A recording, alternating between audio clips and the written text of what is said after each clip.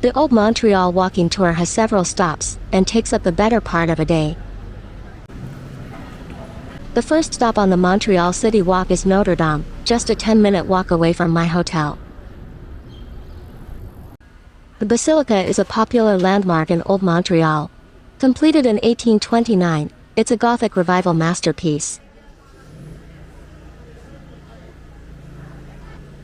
The Basilica's grand organ, with over 7,000 pipes, and its striking blue and gold interior is most impressive.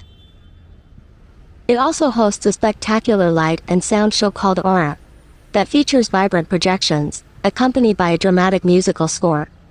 You have to purchase a separate ticket for the show. Outside the Basilica, the square is called Place d'Armes Square.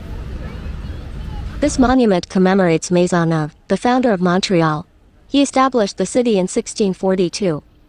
Surrounding the base are sculptures depicting significant moments and figures from Montreal's early history.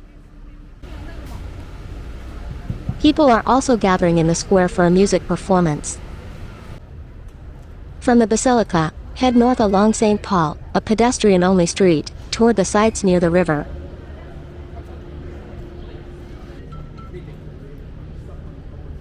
Seems Montreal streets are always under construction.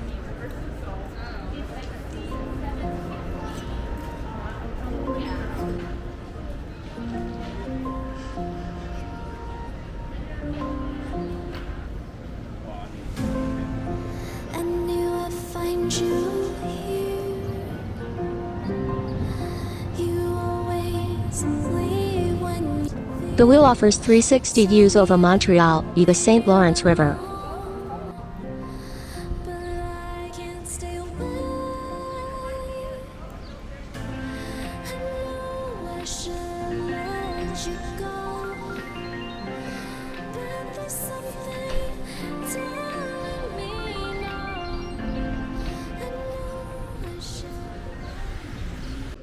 This Catholic chapel is free to enter.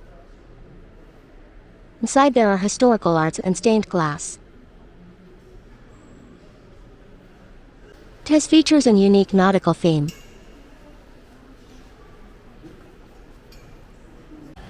Aside from St. Paul Street, you can also enjoy a stroll along the street next to the river. On the walk back, walking past City Hall, Chinatown, a church and McGill University. Montreal City Hall is a stunning example of Second Empire architecture. This style originated in France during the reign of Napoleon III.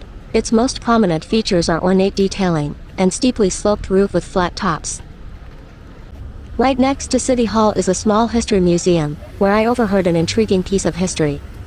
But if you look at 1776 or 1775 to 1776, you have how many days it doesn't need U.S. Army.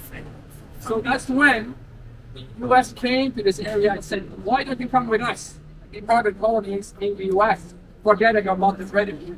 So they actually came to the city and stayed in this building for 6 months before leaving. So at one point, Montreal was almost under the control of the U.S. for that period of time. But we said, no, we're okay. We have good arrangements with the British Empire. We think we're better here than joining you. So we say, could have gone the other way. So maybe that's why they put full flag as another.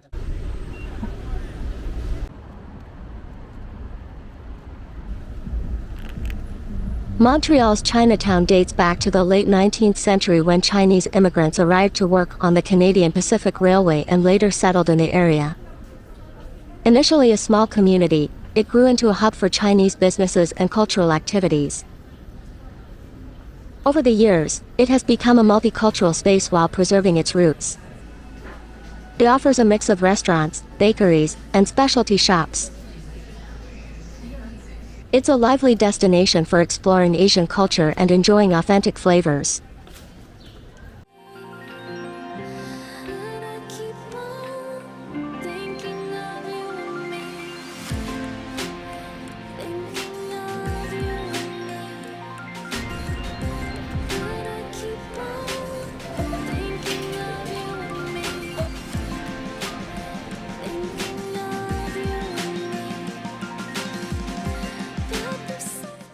This is the historical archway.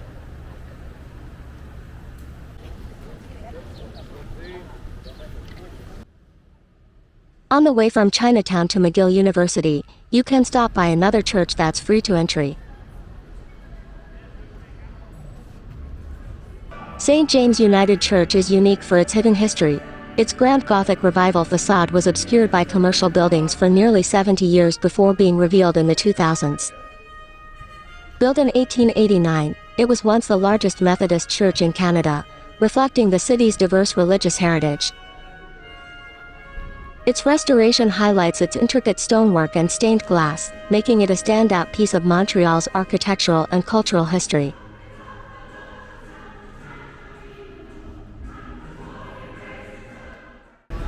Further to the west you'll be approaching McGill University. Its campus is right in downtown at the base of Mount Royal. McGill University is one of Canada's most prestigious universities, founded in 1821. Justin Trudeau, the current Prime Minister, graduated from McGill University in 1994 with a Bachelor of Arts degree. In the distance you can see the Ring, the newest art piece in Montreal, which is more gorgeous at night.